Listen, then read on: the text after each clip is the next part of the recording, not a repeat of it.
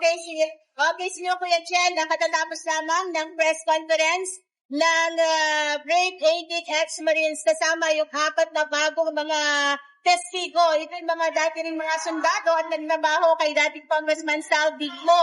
At sila ay nagpahayag, siniwalat dito sa isinagawang press con yung kanilang mga kanilang kwento at mga ebidensya kaugnay ka rin nitong maanomaliang flood control project sa ilalim ng administrasyon ni Pangulong Ferdinand Marcos Jr. Kasama natin live si Atty. Levito Baligot, ang abogado ng mga sundalo, para ibahagi sa atin yung iba pang mga development dito sa flood control scandal kung saan ay may mga bagong nabanggit at mga bagong ebidensya na pinakita kanina sa press con. Attorney, pwede ito ibahagi yung mga punto kanina at ang press con ninyo kasama yung 4 bang testigo. Kung nakita po nila yung nalalaman nila, yung karanasan nila sa pag-deliver ng pera sa mga opisyal ng gobyerno, at nagbahagi din sila ng ilang litrato. Pero karamihan po ng litrato at video ay hindi pa namin pinapalabas ng ating pag-iba. Nabanggit din yung ledger kanina, pero meron pong ledger na na-recover. Pero nasa it's being taken by someone that I saw the contents. At sa tamang forum po siguro, tamang circumstances, may lalabas po natin yung ledger. Yung po bang laman ng ledger na yun ay mas malinaw yung mga involvement itong mga matataas na opisyal ng pamahalaan dito po sa pagdalawin makikita nyo po yung ibang mga pangalan, no? Natulad ng nakatanggap di umano ng 1.3 billion, yung nakatanggap ng 3.5 billion, mga ganun, no? Na mga sa tataas ng opisyal na gobyerno. Ito mo ba ay sa bahagi ng libo? Yes. Hanggang sa... Hindi, meron din sa legislative. Attorney, kasi po alam natin na bukas ay meron scandal session and we're expecting na baka magbago yung composition po ng mga komite at ng liderato ng Senado. Paano po mga kamay po sa ating mga pagkakay ng katotohanan? Are we willing pa rin po na humarap sa investigation ng Senate Bureau Committee under the Gatchalian Act? Willing po kami kahit sa ang forum. Ang pakiusap lang namin ay kung magpapatawag ang grupo ni Gatchalian ay maging objective tayo, no? Kasi kung sasabihin nila na nagsisinungaling tayo, kaagad, katulad niyan, hindi pa kami pinapakinggan ng grupo nila, ay sinabi ng sinungaling kami. Sinabi ni Senator Lacson ay ipakontempt daw kami. Hindi pa nila naririnig yung sinasabi namin. Si Erwin Tulfo, nagsabi na rin na ipakontempt daw kami. Maski si Kiko Pagilitan ay nagsabi na ipakontempt lang kami, no? Pero para maging patas naman sana, pakinggan muna kami bago nila kami takutin ng contempt. No? At ang isang nakakabahala dito ay yung mga sangkot kasi, yung mga nakinabang sa pagnanakaw na ito ay silang mag-iimbestiga sa amin. Imposible namang sasabihin nilang totoo ang sinasabi namin. Sigurado ang sasabihin lang nila ay nagsisinungaling kami. No? At kung yan ang sasabihin nila na nagsisinungaling kami, pwede nila namin igulo. At taong bayan na po ang humusga. Hanggang ganun lang ang pwede namin gawin. Ibahagi kung ano yung nalalaman ng mga sundalo. Yes, nandun nga kami noong June 8 eh. Pero nakita nyo naman, nandun ka ma'am, no? Halos isang oras kaming pre-process sa QR code pa lamang. At nung nandun kami, during the QR code processing, may nagulong na sa akin na consultative meeting na lang ang ginagawa, hindi na hearing. At sinabihan ako, hindi na kayo kailangan pumunta sa session hall. Kaya naisip ko kagad, pag-press con na lang kami sa opisina ng Senator Padilla.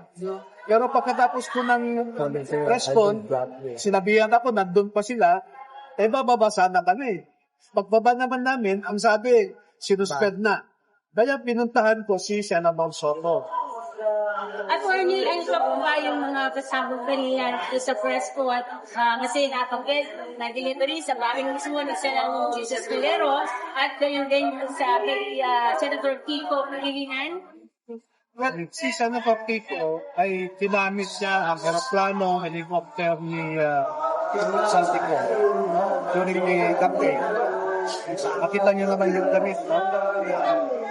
So, ang isang issue dyan ay dineclare niya ba yan sa SOSE? Kasi si Senator Lacson, ang depensa niya kaagad, yung nakita niyong pagsakay ko sa helicopter, ni Saltico, binayaran ko yung 11 million na ang gastos ko, sabi niya. Pero ang picture na pinapakita niya, 2022 elections yun eh. Hindi naman yung 2025. Yung kay Senator Ako yun.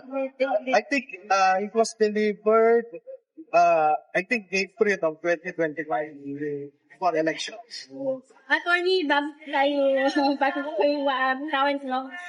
Ngayon po dapat ay discretion ng Senate Rules Committee, pero naumi sa press con, kaya nalulunod ko na Matutumba.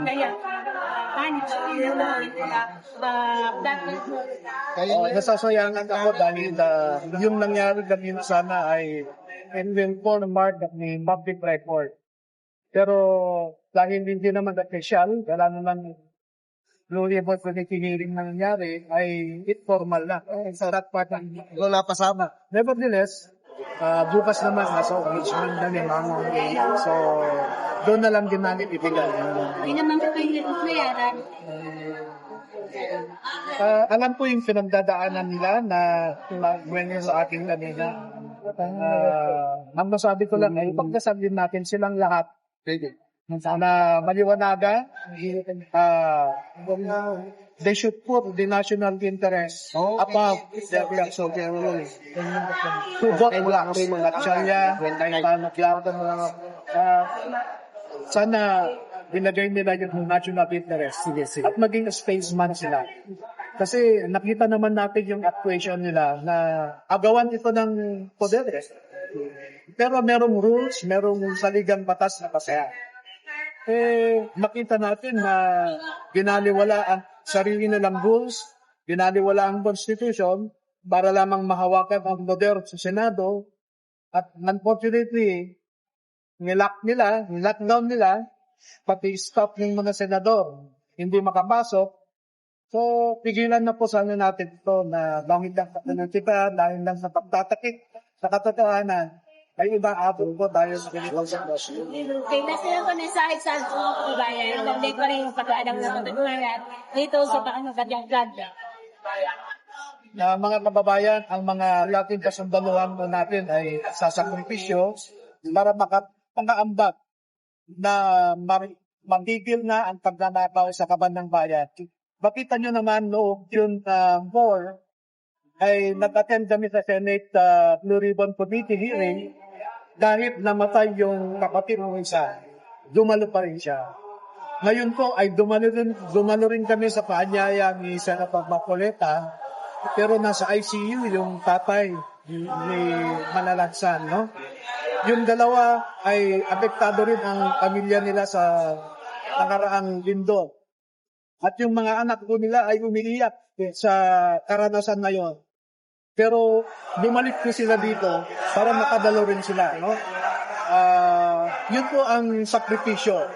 Yung maibigay sa taong bayan, yung nalalaman nila, para magdesisyon na po ang taong bayan, no? Maging lesson sa anak ko na sa susunod po na halalan ay maging mapanuri, kinatisit natin na mabuti ang mga pinunong kinahalal natin dahil ang sabi nga nila, the government that we elect is what we deserve, no? The leaders that we elect are the ones we deserve. Kung pinili natin ang palpak, deserve natin yun. Kung pumili po tayo ng matatalino na may integridad, deserve din natin yun.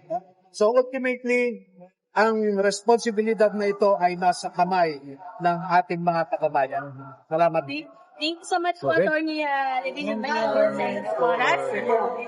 Yan, Kuya Jen, may mga nakikita pa rin tayong mga taga-suporta ng mga Brave 88 ex-Marines dito sa venue. Kung saan kayo na nga umaga ay akala natin hindi na matutuloy. Pero sa halip-hali, Rick, ay press ko lang yung Brave 88 ex-soldiers para nga may labas pa rin nila. Ibang kanila mga testimonya, yung kanilang mga ebidensya. Kaugnay nitong Federal Control Project.